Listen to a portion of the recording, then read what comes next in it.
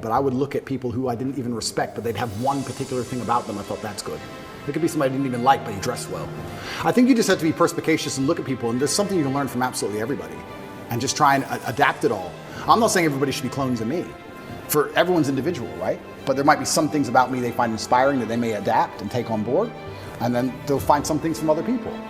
But learning to speak is something I understood from a very young age how important that would be. That's a superpower. Imagine the 20-year-old that's watching this that's saying, No, Tate, don't give me the answer for anybody can create, can contribute to society. I'm not that guy. Talk to me like I'm 1 in a million. What should I do? What angle should I do? Okay, so first things first, you need to be worthy of respect. And you're gonna be worthy of respect through having things which are difficult to acquire. So first things first, the basic things, you need to be very focused on trying to make money, because people listen to you when you have money.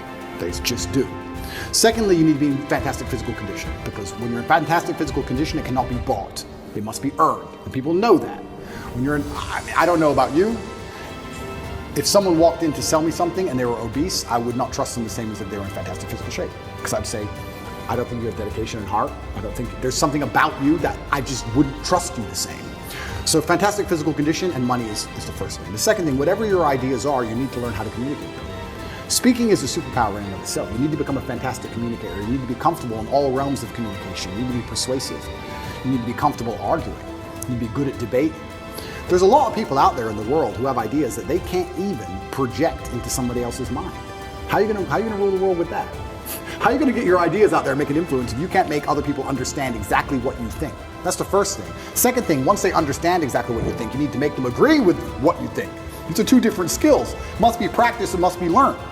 If you're 20 years old and you want to change the world, you need to be having endless debates. Endless. Without resorting to name calling, not on Twitter like a dummy, in person.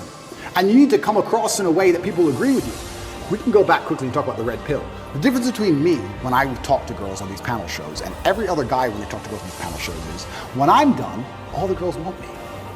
Watch them.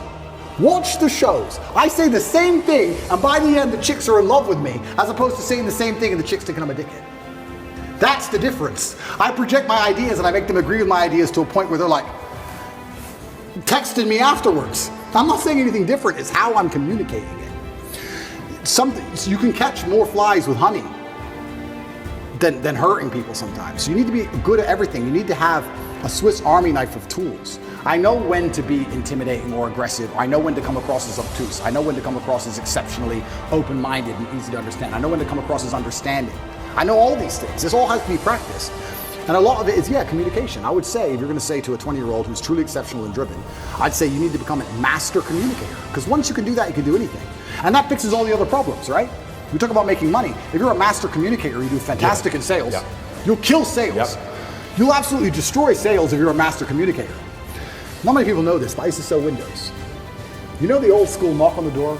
Window sales. I did window sales for 2 or 3 years, and I'd say this is one of the hardest jobs you could possibly do. And I would always recommend a young man, if he has some time to waste, to go sell windows.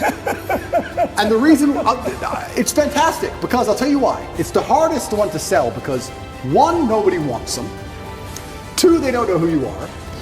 And 3, even if you convince them that they need windows, after them not knowing who you are, then they go to all your competitors and then it becomes a price war.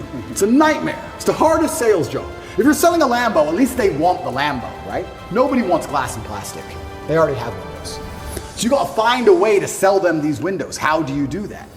And that's where all this master communication comes in. And it's so many subtle little things. Being a good salesman is not necessarily being a liar. It's not being a trickster. It's just understanding what's gonna make the person believe and understand what you say. If I walked in and said, would you like new windows? And they essentially said, no, we don't need new windows. Our windows look fine. I would say, but what about the security aspect? While looking at their 3-year-old child. And they'd sit there and go, oh, what do you mean security aspect? And then I talk about how we had the lock 5000, and their locks are easy to break, as if glass isn't glass, it's all the same anyway. And you'd end up selling the windows. You have to find the triggers in people. There's another thing people don't understand about me and my message. Sometimes I sit here and I say things that piss people off because that's how you trigger people to make action. I have often written emails or done videos, especially to men when I want to help men, to piss them off. You're a loser. You're a dumbass. Andrew, why you mean? Because you're not going to go to the gym unless I tell you you're a fucking loser. And you are a loser, and I'm not lying to you. You are a loser. The emotional trigger you need to get up off that chair is the fact that you're not important, nobody cares who you are, any girl you're ever in love with I could take, and you're insignificant. And when you die, nobody's interested. That's your fault. You could have been something else. You did that. You failed. It has to be done.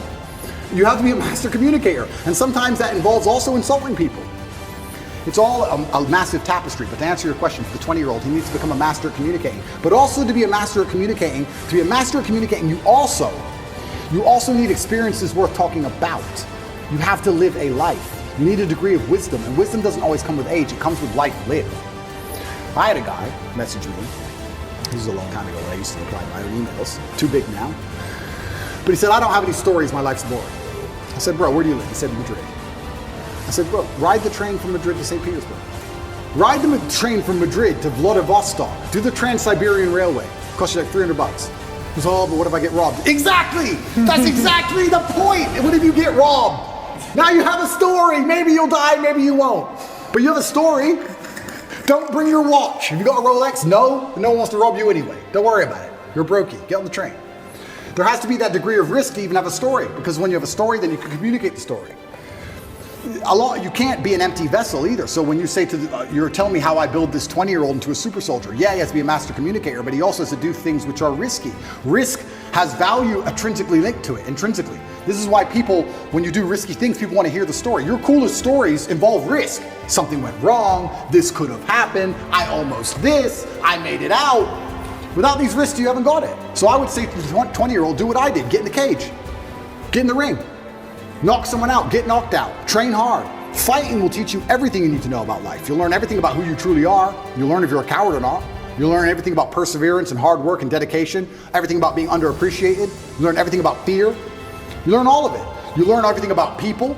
You win a fight, check your phone. Lose a fight, check your phone. You learn all about people. You learn all about them. You learn all about women. I learned so much about women through fighting.